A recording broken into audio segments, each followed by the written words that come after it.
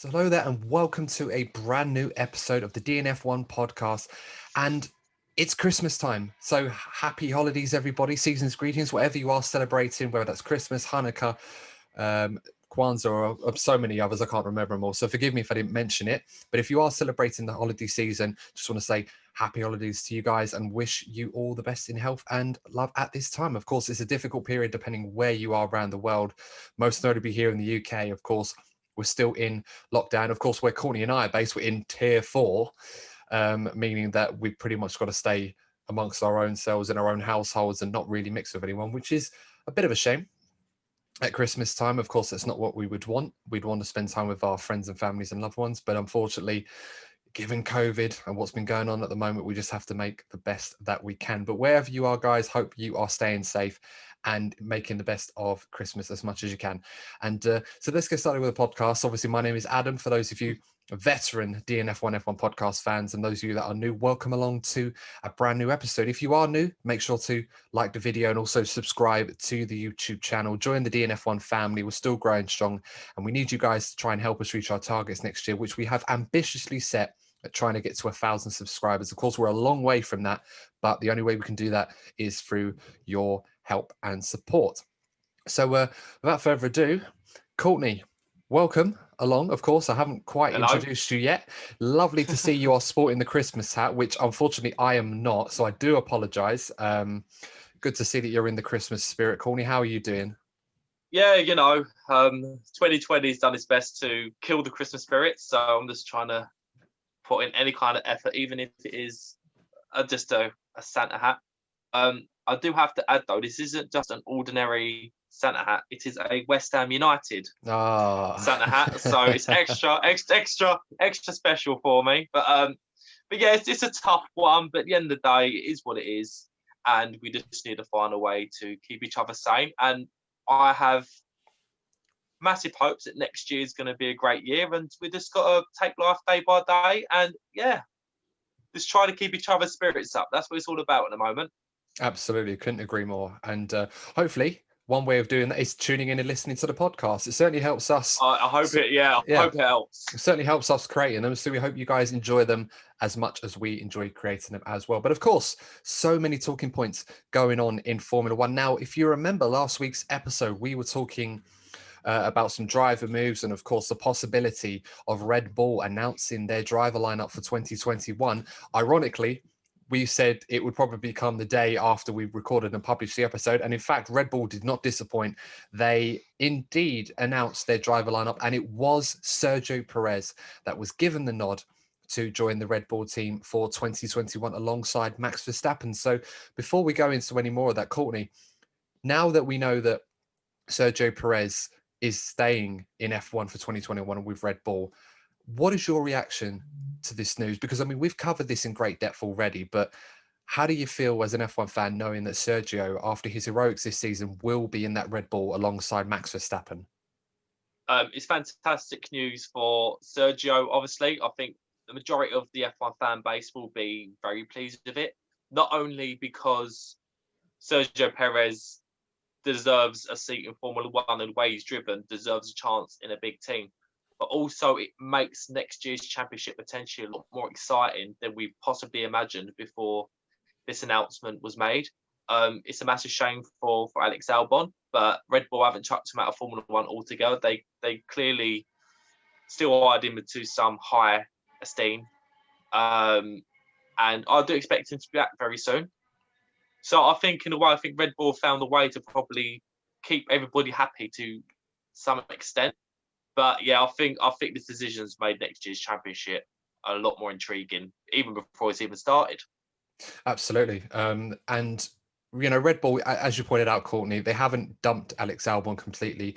They've only demoted him to a reserve driver role. So, of course, he will be with the team. He will be still heavily involved. And there's going to be quite a lot of work coming his way, especially with the 2022 cars being able to be developed. And, of course, a lot of work's going to go into that next year when the freeze on development of those cars will be lifted at the beginning of 2021. So Alex is still going to be very much involved in the program. And, of course, let's not forget, Red Bull's sister team AlphaTauri, or their junior team, if you like, have also recruited Yuki Tsunoda, a young rookie from F2. So, of course, there'll be a lot of eyes on his progress, not to mention Pierre Gasly, who, unless something changes, neither of us really expect Pierre Gasly to be in the AlphaTauri in 2022 or even in the Red Bull setup at all. So there is potentially a seat available for Alex Albon, whether that is at Red Bull or AlphaTauri. It all depends on a lot of factors. For example, how well Yuki Tsunoda does, how well Sergio Perez does. Of course, this is a one-year deal, as we understand, perhaps with an option to increase that to a few more years in the future if Sergio impresses. But of course, if he doesn't, that will present the opportunity for perhaps Alex to get another opportunity. I think in Alex's case, as disappointed as he will have been, it did seem to be a huge order, or a huge task, if you like, for Alex to match up with Max Verstappen and really deliver on the objectives that Red Bull had set for him, which were understandably going to be high. That's just always been the case with Red Bull. But it doesn't mean to say that Alex has failed or that Alex has lost his opportunity in Formula One. He's shown good pace. They like him within the setup, but ultimately, I think what we saw, the performance he put in at Abu Dhabi came way too late in the season. Yeah, If he'd done agreed. that more often throughout the season, I don't think we'd be having this discussion, and we'd be more concerned about what Sergio Perez will be doing with his future. As it happens, that is not the case. And I think for everybody involved, it is the best possible outcome. And in Alex's case, it's not the end of the road, far from it. There will No. be other opportunities and avenues. If it were me putting money on it right now, I think he will possibly take that AlphaTauri seat once Pierre Gasly moves on, wherever he goes in 2022, and possibly end up alongside Yuki Tsunoda. So, as I said, Courtney, I think probably fair to say that a win-win for 95% of those involved. I think even for Alex Albon, I think it could benefit him long term. I think this could be a case of short term pain, long term gain for him, because we saw it before with Gasly. I think being Max Verstappen's teammate in a team like Red Bull, which has a history of making their priority driver pretty obvious. I've sorry to anybody that listens regularly, but I'd say this a lot. I feel it's a bit of a soul crusher being in that kind of environment, and I think it would do him a lot of good being away from that for a year. Find some confidence, go again in 2022. But it'd just be very, very, very interesting to see how Sergio Perez fits in that team, because is he going to be the proverbial Bottas, shall we say, for Red Bull? Or is he going to catch Max off guard and really make a challenge which then could cause even more fireworks down his next season? It's a good point. And with Sergio Perez, I said last week's episode, our 2020 season review, which, of course, guys, if you haven't checked that out, make sure to check that out on the YouTube channel. It's doing really well so far. And, we could really do with some more love and support, but definitely have a look at that. I said that Bottas, in my opinion, was one of the B+, A- level drivers in the field, whereas you've got your Verstappens, Hamiltons, Leclerc in the sort of A-star category. And then, of course, you have the A-, B+. You've got your Perez's, your Bottas's, your Sebastian Vettel in the right car, of course, et cetera, et cetera. And Perez is going to have a very, very tough task of not only competing with Max Verstappen in that car, but being able to drive at a level that Red Bull would deem satisfactory to compete not only against Max, but also against the Mercedes as well. And assuming what happens behind them, whether Racing Point make more gains, or McLaren, or perhaps even Ferrari manage to overhaul their shortcomings and get back into the top three race again, as difficult as that would be for them, Perez needs to make sure that he shows a lot more than what his predecessors have done over the last 2 seasons, where they've not really been able to extract what I like to call the blueprint pace of the Red Bull, what Red Bull expect of him. And I think personally, of all the drivers that are available, I can't think of anyone better to achieve that than Sergio Perez. As I said, Alex would have had a hard time doing it, and Perez will have a hard time too. This will be no picnic for him, but he's learned a lot since those difficult times at McLaren. And I think a key factor Red Bull would have looked at when picking Perez is not necessarily his pace, as overzealous as they could be on that. It's more about his harmony working in a team that has an established number one, and probably no team has more of an established number one than Red Bull in Max Verstappen. And the last thing Red Bull are going to want, even more than an underperforming driver, is a driver that causes friction and creates fractures within the team that obviously detriments their race results on a weekly basis. So in Red Bull's case, I think they've made a very smart decision, a very calculated decision. Of course, it's taken them all season to work out who they wanted in that car. But I think in the end, a lot of us can agree that Red Bull have made the right decision in bringing in Sergio Perez. And I, for one, cannot wait to see what Sergio can do now in his 30s, a lot more experience than he was at that time at McLaren, where he really ruffled feathers with Jenson Button. Of course, his time at Racing Point early on, with the difficulties with Esteban Ocon that created. I feel like Perez is a much more rounded driver, much better driver, certainly a faster driver. And I'm really looking forward to seeing how this goes. If Red Bull can provide a car next season, and this will be a challenge for them compared to the Mercs, but if they really can provide a car that can go toe-to-toe with Mercedes more often than they have done this season, they will be able to attack them with both barrels more often than they did this season. So certainly exciting thing to see. Yeah, this whole scenario has kind of given me another thought. Now, if Red Bull are close to Mercedes enough next season to provide a real challenge with both of their drivers, that will surely put extra pressure on the Bottas and George Russell situation. Because if Mercedes were to lose a constructor championship because Red Bull got two strong drivers and Bottas was to underachieve again, I think that really opens up the argument to bring George Russell into the Mercedes. So yeah, if Red Bull get close, it could create so many stories, and I think the majority of the fan base, apart from Mercedes fans, would be hoping that's the case. And that's a really good point. I'm glad you brought that up as well, because, teams have been making big changes this season. Carlos Sainz is coming to Ferrari to replace Sebastian Vettel. I mean, I already saw a video of Carlos already in the red talking to the fans, as he often did when he in his McLaren days, to really get us excited. And I'm very excited to see what Carlos Sainz is going to do in the Ferrari. I think that's going to be a very, very good lineup. And I think Ferrari perhaps underestimated Carlos Sainz before, and when they first signed him.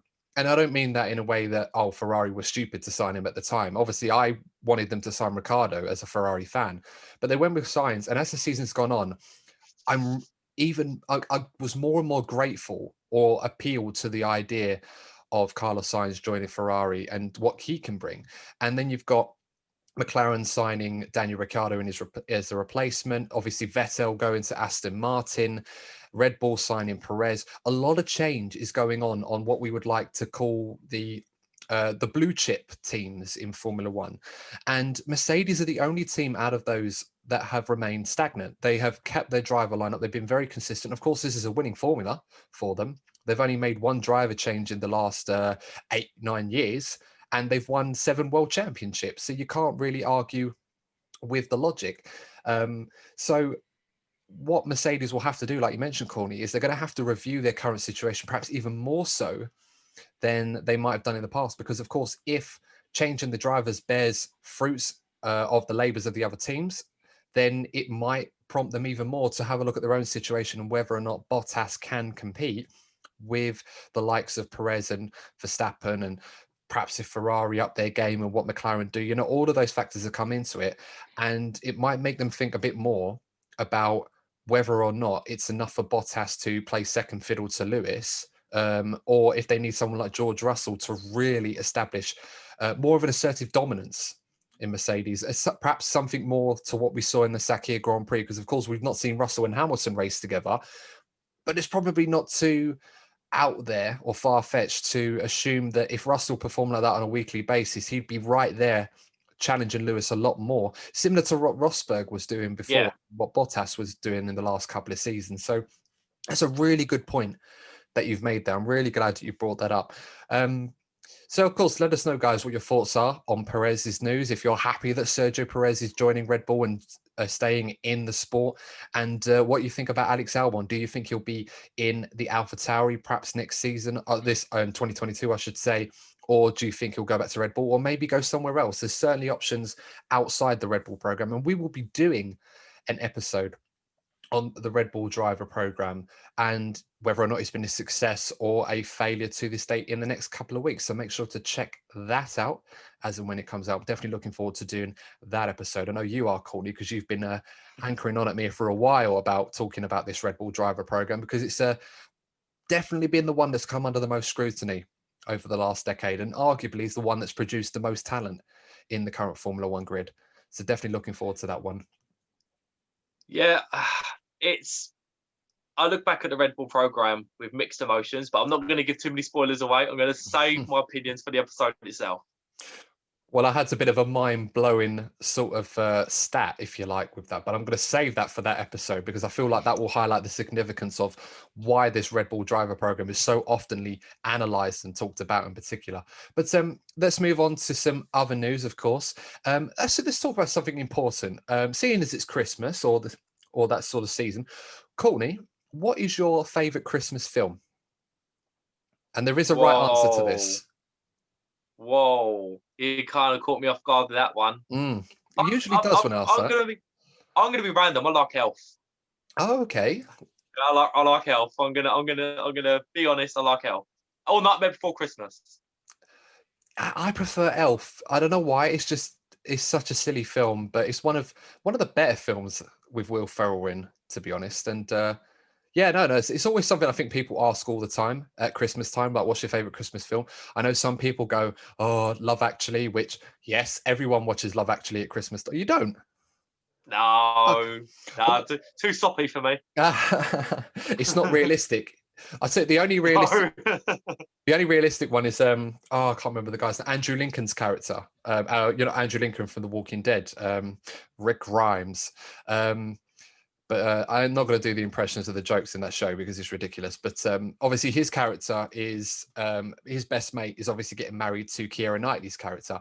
And so this is the thing with Love Actually, like you know all the actors that are in it and the actresses that are in it, but you don't know any of the characters' names.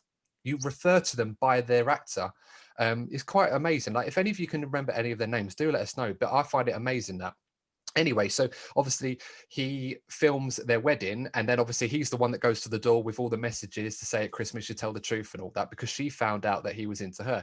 And the realistic part is obviously he doesn't get the girl in the end, whereas everyone else all fall in love and everything is great. It's fantastic. But so yeah, you're right, too soppy, but probably let on a bit more than I should have done. It's the reason why I say it is because we're a pair of single cynics. So anybody that does like it, no offense, but I'm just talking from a single man's perspective here.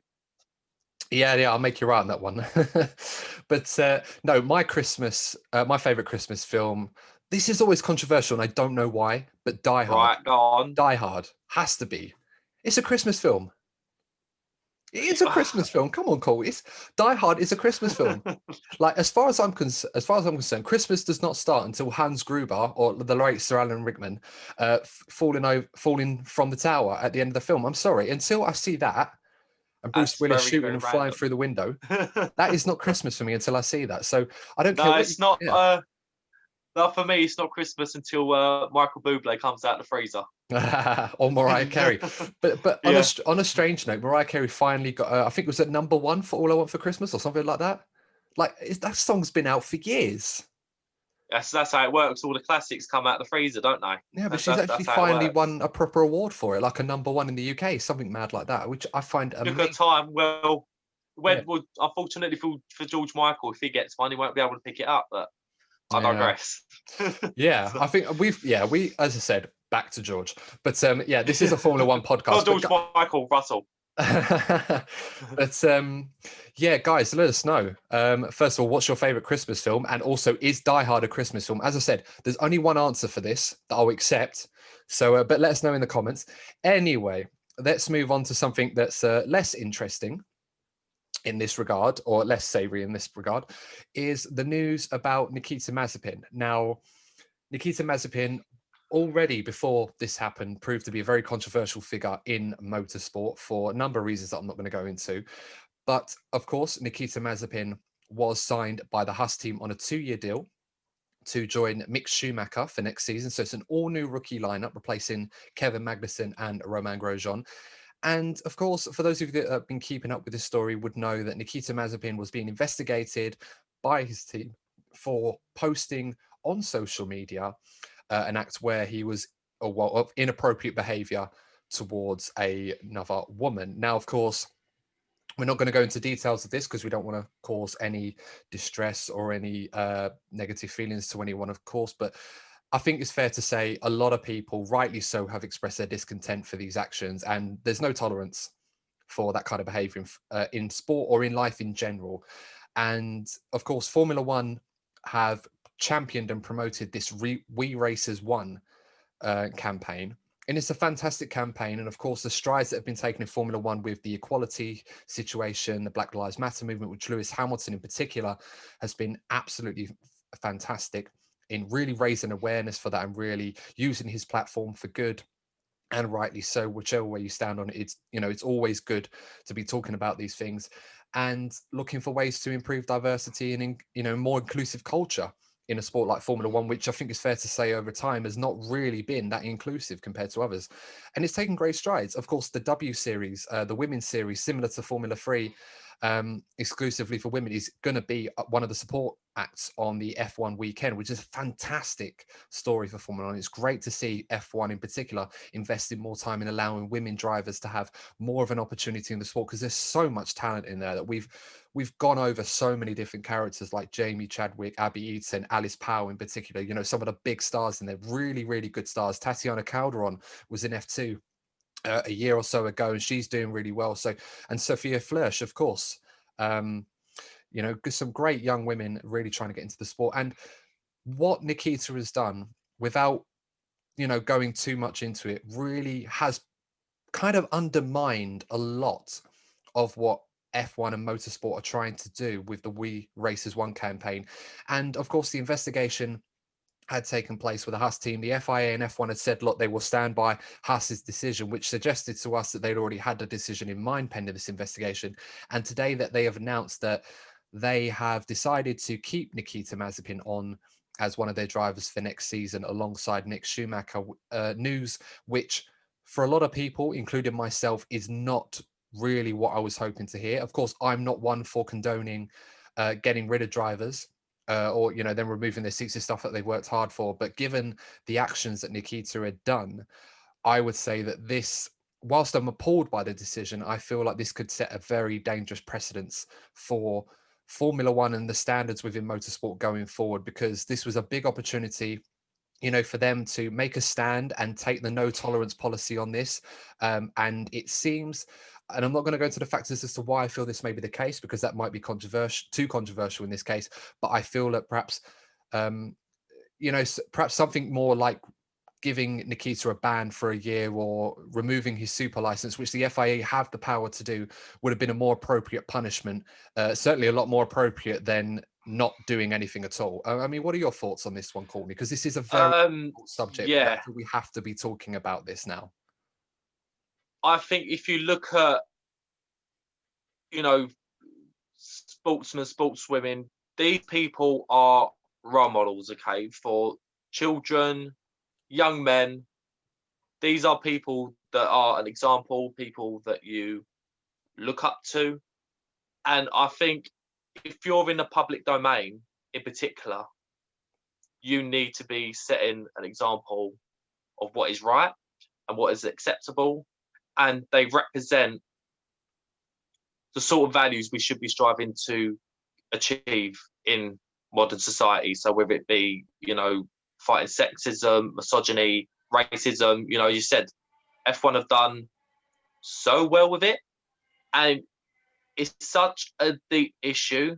And I don't know. I'm quite appalled by it personally. I think there are some deep social issues when it comes to how women are treated by so we say a certain percentage of men. Not going to tie everybody with the same brush, but I don't know. I just think it sends out some very bad messages when it comes to some deep social issues that everyone, well, not everyone, people are trying to deal with. And I think it's a terrible PR move by the Haas team, who have pretty much been known as the joke team, because let's be honest, they have been, particularly with the documentary. They were known as the joke team. They made a really positive move by bringing in Mick Schumacher. Everybody, I think Haas were going to be the second team of Ferrari fans, Michael Schumacher fans. They really want to see this guy do well. Done great. I thought, you know what, this team are turning around their PR torture. They're going places. And then they bring in a guy. And let's not forget, this isn't his only misdemeanor. There have been so many. So many. You know, there'll be some people that might be like, oh, he's been a snowflake. No, this is beyond. There's been so many things. And for me, it just sets out this message that if you have enough money or influence, you can get away with behaving badly. I just think, you know, yeah, you know what, it's a sport. Drivers should be there for how they perform on track, but actually, it goes beyond that because they do have a responsibility to show what is right and wrong. And some of the arguments, you know, online you do see some odd arguments. I've seen a couple of arguments online when they talk about how drivers in the past would have behaved, particularly James Hunt. But there are two things. One, we are living in the social media age where everything becomes a lot more exposed, and that's why we need to be careful what we say on this podcast, because you could make one statement that's blown out of proportion before you know it, you're cancelled. So we're living in a society where you do need to be careful what you say, what you do, and also we have moved on. We've moved on from that time. We're talking about how people behaved in the 1970s. In the 1970s, people were smoking cigars on the grid. You know, in front of the bloody where the cars get fueled. Things have changed. We need to move on. We can't keep on saying, yeah, everything was great in the 70s, and we should. We've moved on, and I just feel that F1 have done so much. They've done so much to get with the times, but I feel this is a PR disaster, particularly for Haas. Sorry for the rant, but I needed to get it out there. Yeah, it's put it all under some real jeopardy now, because this doesn't affect just Haas or F1. Like Ferrari, another team that obviously will be linked in with this, because, you know, may not necessarily be directly involved with Mazepin's development. It might be more focused towards Mick. But of course, Ferrari are building a new centre at Maranello, which is going to be tailored towards the development of Haas as a Ferrari partner and a technical partner, in the same way that Racing Point have been with Mercedes and Red Bull and AlphaTauri. And the focus of that is primarily going to be to shift some Ferrari personnel to Haas, obviously in the wake of the budget cap introductions, where, of course, Ferrari will have to make cuts to personnel and Haas will be able to take more people on. And that synergy will, of course, be used mostly to help Mick Schumacher in his development and obviously give him the tools that he needs to demonstrate his abilities in a car that's going to be similar to a Ferrari, do well. And then the aim would be to try and get him in the Ferrari in a few years' time. Now, of course, let's not read in too much into the 2 or 3 year stuff, because people were saying, oh, they're already plotting Carlos Sainz's departure already. Look, let's not worry about that right now. But ultimately, we're in a situation now where, as you've mentioned, Courtney, we're talking about a driver who, yes, has talent. Yes, has been very, very quick and has done well. And in some ways has earned the opportunity to be in Formula One. However, that does not excuse the behavior, not only what he's done recently, but also stuff that he's done before. And the fact that in his apology, I don't know if you read this, Courtney, but as far as apologies go, I've seen so many people on social media or YouTubers that, you know, have these apologies and they're all scripted and everything else. And some of them are really genuine and some of them are not sincere at all. And this apology from Mazepin, I mean, I'm not going to quote it, but a lot of it, I was reading it and I thought, this guy is really apologizing, not because he understands what he's done is wrong, but because he genuinely feels that, you know, what's the big deal? You know, he doesn't understand the significance of his actions. And for me, that doesn't sit right. And as you mentioned, as a role model for the sport, this could really put F1 in a situation where they may have to make a difficult decision, because right now, everything that they've done in terms of the We Race as One campaign or all the equality measures that they're putting into the sport, it's all being undermined by not really taking a firm stance and saying, I don't care that you have all this money and financial backing. This is not acceptable. You are bigger than, you know, than just a regular driver. You have to be seen to promoting change for all the right reasons. And this isn't good enough. So we'll have to wait and see what Haas do on this, if they react to their original statement, depending on the fallout, if the FIA or F1 decide to get involved. But a very, very ugly situation, which I would be very surprised if this was the last that we saw or heard of it. Well, yeah, I mean, we debated even talking about this because it's such a controversial issue. Like we've barely, we've barely gone into the core of the issue because the issue itself is such a deep social issue and it is so complex and it's the other thing that bothers me, Adam, is that this kind of incident and you mentioned the reaction, the apology, it just opens up those old stigmas that are negative stigmas that are attached with Formula One. You're talking about PR. Mm. This kind of event just opens up that stigma that F1 drivers are rich sport boys that aren't in touch with the real world. Mm. And when you that kind of reaction, I just think it's just so much negativity in a time where Formula One is slowly but surely coming into its own again. You've got this younger generation of drivers like Norris, Russell, Albon, Leclerc that have done so much this year, really brought in the next generation of fans. And you've got this that has happened, and the younger generation are particularly sensitive on these matters. I think it's a massive own goal by Formula One, and I hope they overturn what the decision that Haas have made.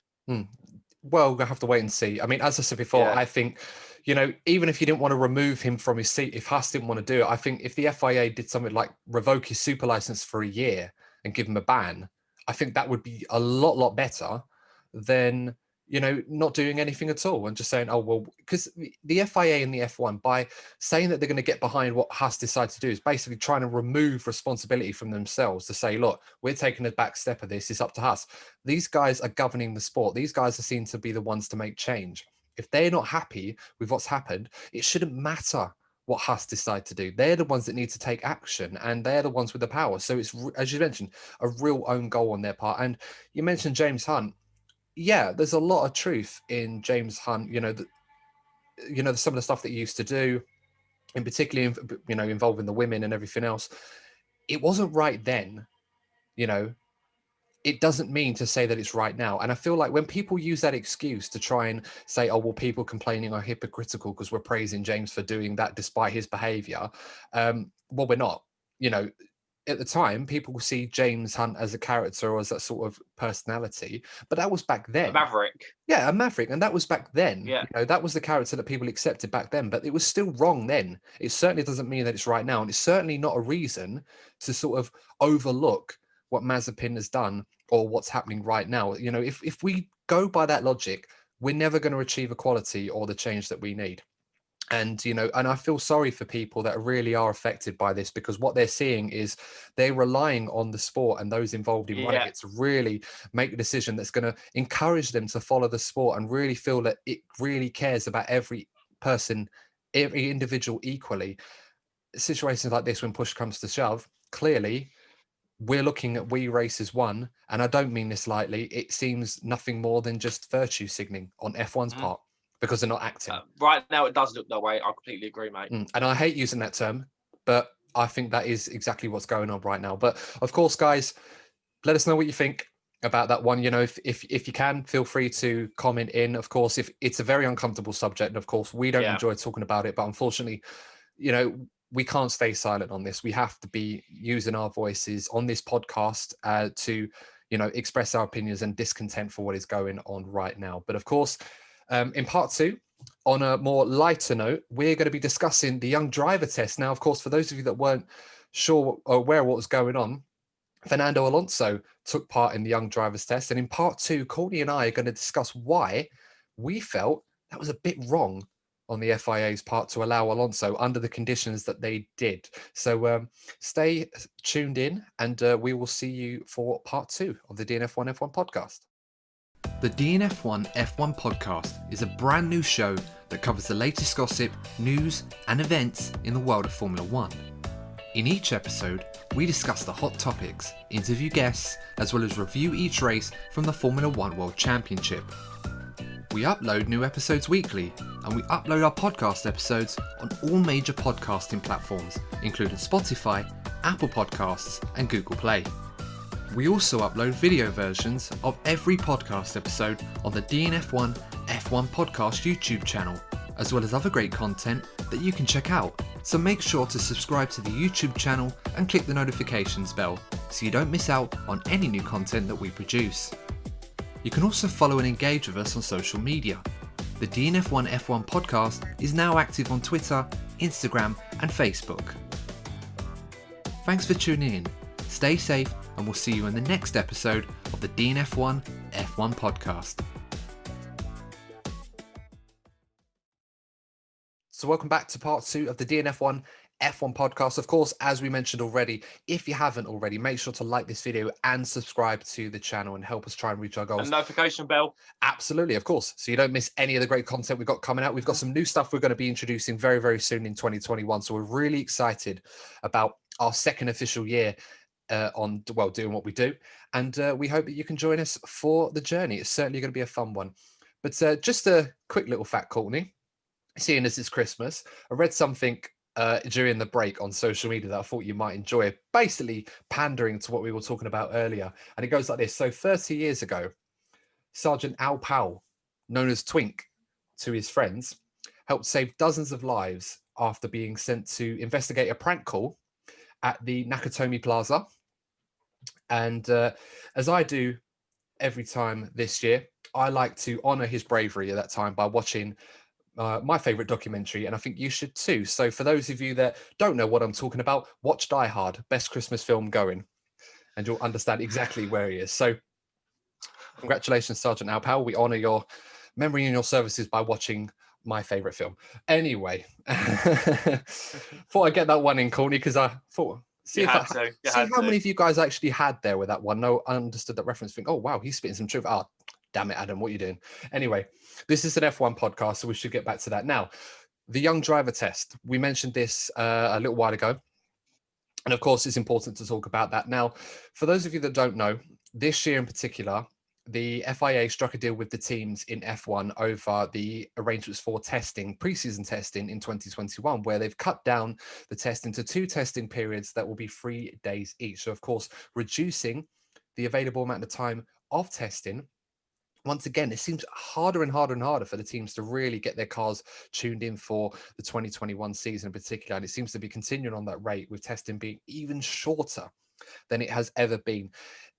As a compromise for that, they allow the teams to have a young driver test at the end of the season. Now, normally they conduct an attire test or a regular test at the end of the season at Abu Dhabi, usually a day or 2 after the final race of the season.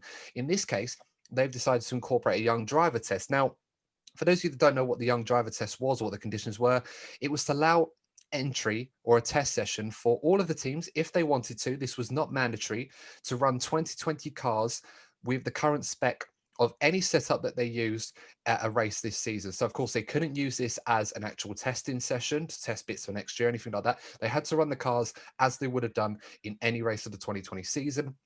And it was exclusive at the time to drivers only that had not competed in any more than 2 races in Formula One. So purely was a test session set up to try and embed the next young drivers coming into Formula One or trying to break through. So, of course, a lot of the teams had made plans for this originally. We saw the likes of Mick Schumacher for the Haas team. Ferrari brought Antonio Fuoco and Robert Schwartzman.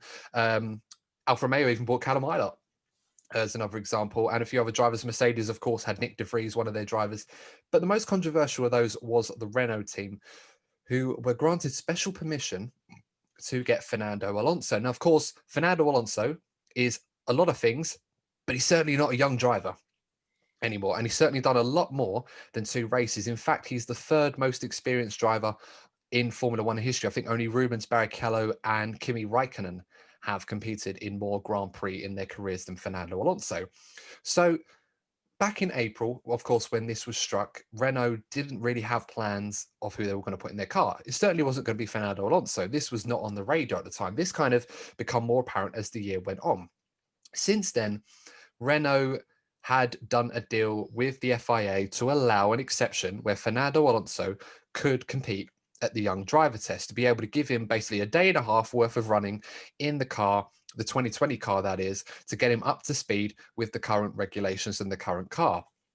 Now, normally this wouldn't seem like a big deal, but it's triggered a lot of anger from some of the other teams, purely and simply because the FIA had pretty much gone out of their way and out of the interest of other teams to allow a competitor, a very illustrious competitor in Fernando Alonso, to get an opportunity to test the current cars rather than do what other drivers would do in the situation and be forced to wait until preseason testing next year.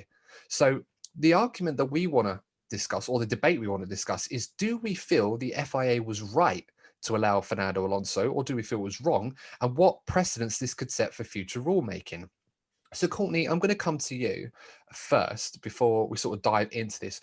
First of all, what were your thoughts on Fernando Alonso being granted permission by the FIA to compete in the young drivers test? Do you feel that this was a good idea for them? And if so, why you felt they may have decided to do this? And also your personal opinion as to whether you felt it was fair for them to have Fernando Alonso, whereas other teams did not get the same luxury.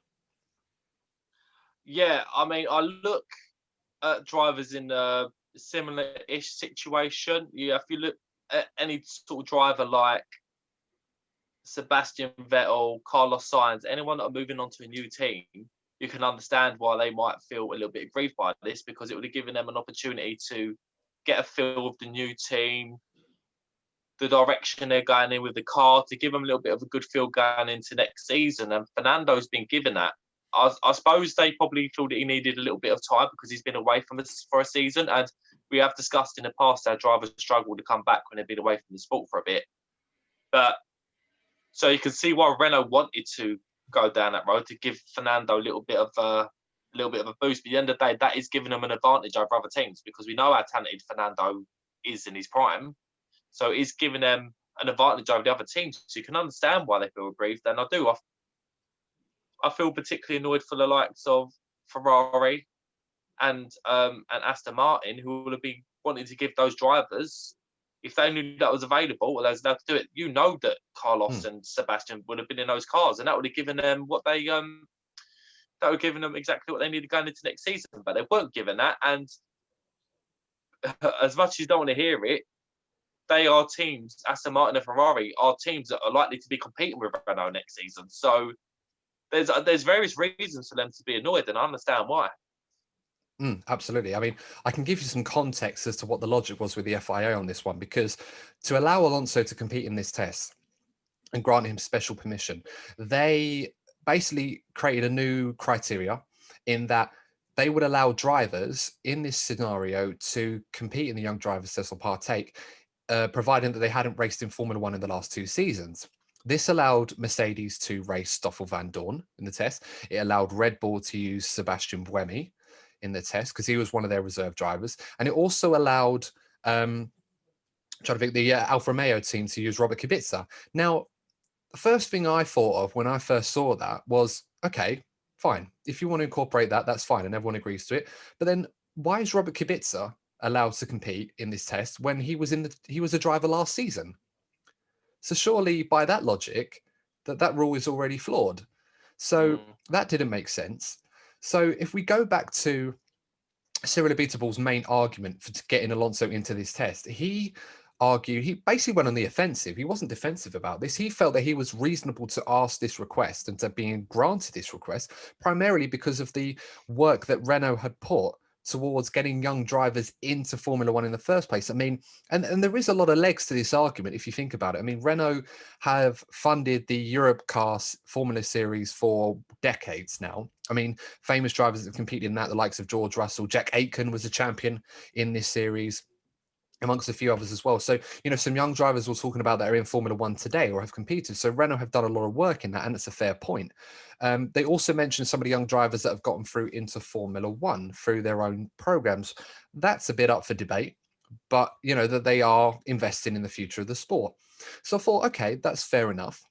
But if they get that luxury with that, surely Ferrari in particular should be treated on the same wavelength, because Ferrari have 9 drivers in their young driver program, or their driver academy, if you like. We're talking Charles Leclerc in particular, Mick Schumacher, both now in Formula One, Antonio Giovinazzi in Formula One, Robert Schwartzman in F2, looking to try and get into F1. Callum Ilott, we're not sure what he's going to be doing at the moment, other than being the Ferrari development driver. So, that they are working on him getting a chance in F1 perhaps in the future, amongst plenty others, including Antonio Fuoco, who tested for them. So surely by that logic, they would have allowed Carlos Sainz to be granted an opportunity to test for Ferrari under the same circumstances as Renault. But the FIA denied him that opportunity, which was really frustrating. I thought, well, you basically just argued the case for Fernando Alonso to be in this test, to get an advantage that, as you mentioned, the likes of Carlos Sainz, Sebastian Vettel, Daniel Ricciardo at McLaren as well, were not afforded on the same level. So you can't really argue that one is fair and the other one isn't when they both can present the exact same case. And I would argue to a degree that Ferrari have, at this moment in time, are contributing a lot more into Formula One in terms of a young driver's perspective than Renault are. I mean, if you look at Renault's driver academy, like Guan Yu Zhou, Christian Lundgaard in particular, their opportunities in Formula One, and Oscar Piastri as well, I should mention, their opportunities in Formula One might not present themselves as soon as they would like, given Fernando Alonso has kind of jumped the queue to get into that team for the next 2 years. And we don't know what's going to happen with Esteban Ocon. They might want to keep him, but then Pierre Gasly might be on the radar. So it's a bit hypocritical. They go one way with that argument and say, oh, yeah, we're doing a lot for Formula One in terms of the young driver programs, but they're not really giving opportunities to their own young drivers. I mean, look at Fernando Alonso seems to cause a stir wherever he goes, every team he joins, and he's actually caused a stir before even driving properly for Renault for the third time. And you know what? Wouldn't he absolutely love that? I mean, I love Fernando. Probably. I love Fernando, not just for his pace, but the controversy that he causes. And he absolutely loves the attention of it because that's the kind of guy he is. I think in Formula One, you really need to have that mental toughness about you where you have to be prepared to rattle some feathers and really stir the pot. And Fernando, more so than most drivers I've ever seen in the history of Formula One, has certainly done that everywhere that he has gone. I mean, we're talking about the guy, that famous pit stop in qualifying to try and hold up Lewis Hamilton, and of course threatened to leak out the espionage papers that obviously entrapped McLaren into that $100 million fine and disqualification from the Constructors' Championship in 2008. And then obviously his time at Renault, obviously I'm not saying he was involved in Crashgate, but he certainly benefited from that at Renault. And let's not forget the time at Ferrari when they asked him what he would like for his birthday, and he said a Red Bull seat, whilst he was the number one driver at Ferrari, because the Red Bull in Sebastian Vettel's hand was winning world championships when Fernando was missing out. So, yeah, he's certainly no stranger, Fernando, to really stirring the pot and upsetting people. And it's hilarious. I know I found that hilarious at the time when I heard that too, but it was worrying because I was like, oh, crap. Obviously, at the time, we didn't know we were replacing him with Vettel. But, yeah, that was a really interesting time. But obviously, back to Renault's case on this one. Cyril Abiteboul, again, he was really aggressive on this one. He mentioned the young driver program. Racing Point, in particular, one of the teams that really opposed this decision for Fernando Alonso. And he went out and said, well, if he wants to build a claim, and this was to Otmar Zafna, if he wants to build a claim against the FIA, that would be quite rich coming from them, keeping in mind that we all know that they have an illegal car.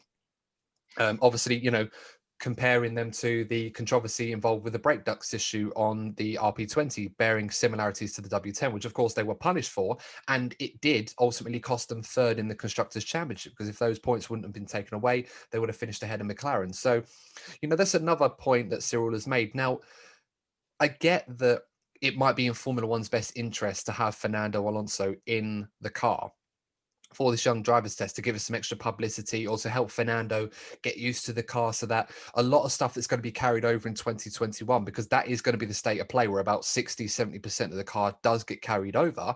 It makes sense to give Fernando as much time as possible to get used to that. It will benefit them for next year's car.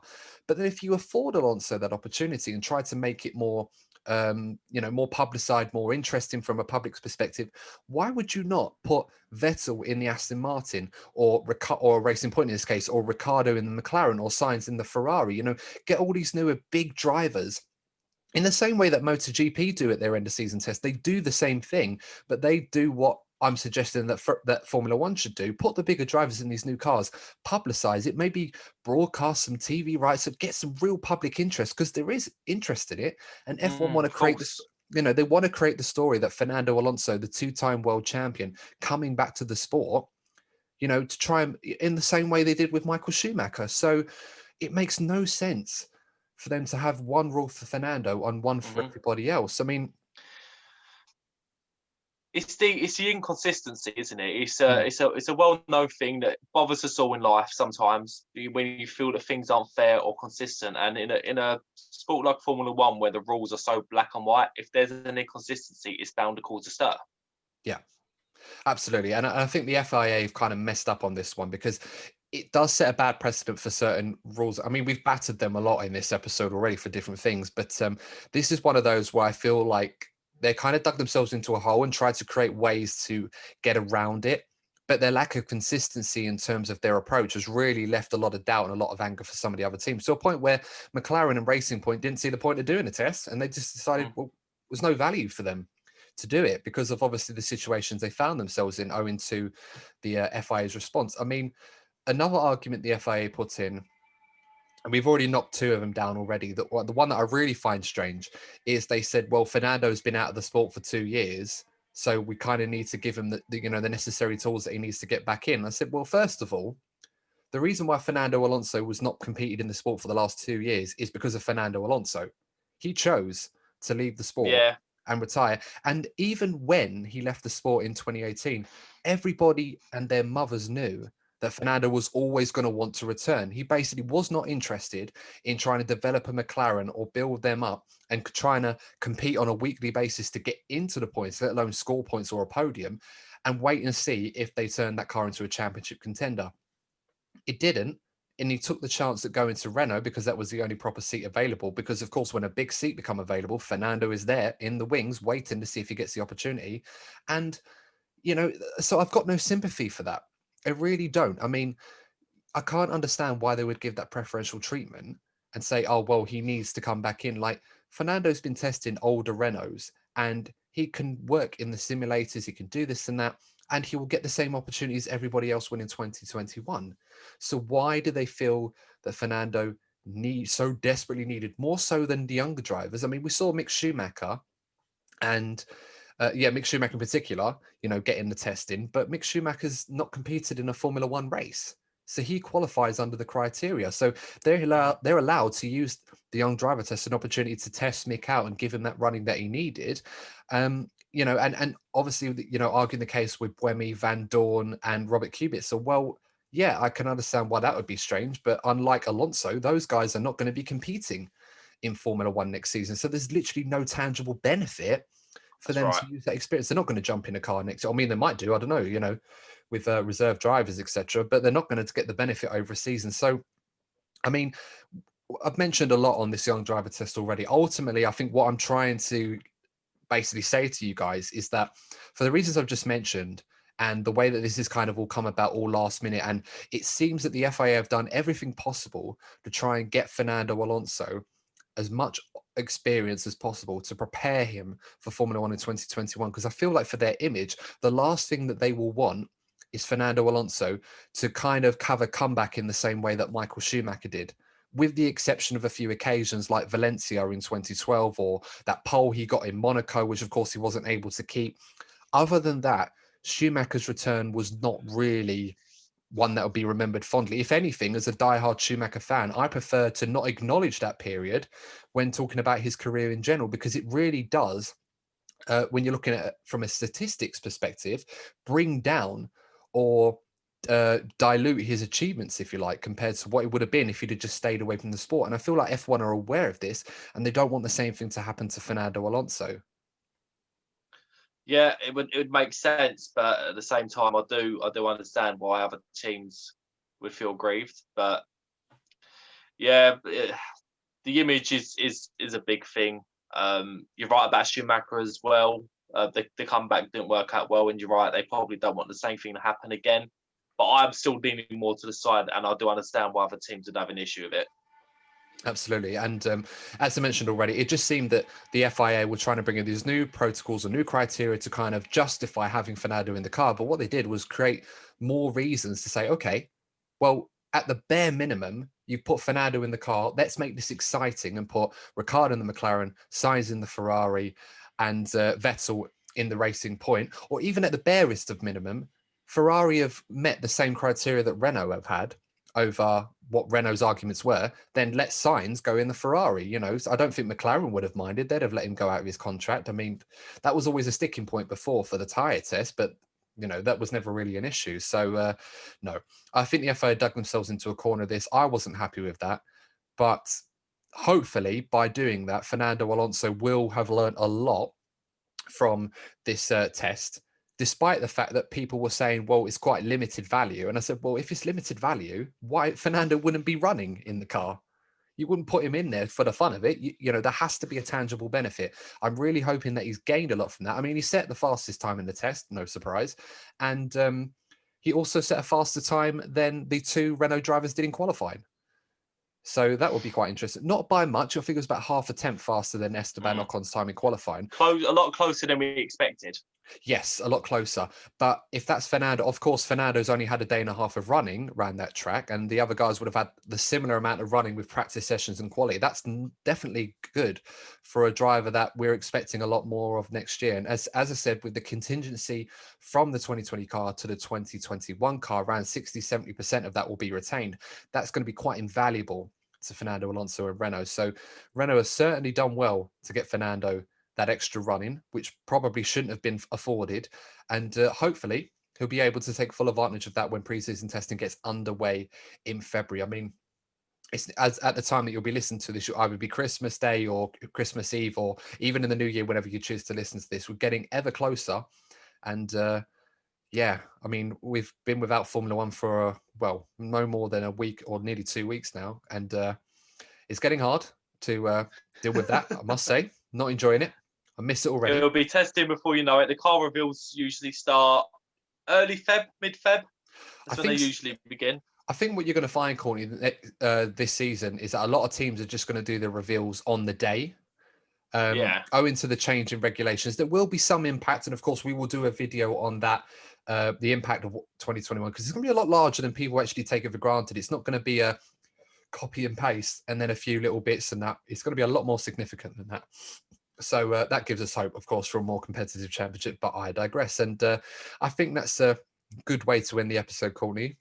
And very thought-provoking discussion, must say. Really, really enjoyed that. So thank you very much for weighing in on some controversial topics, but nonetheless ones that we definitely need to talk about.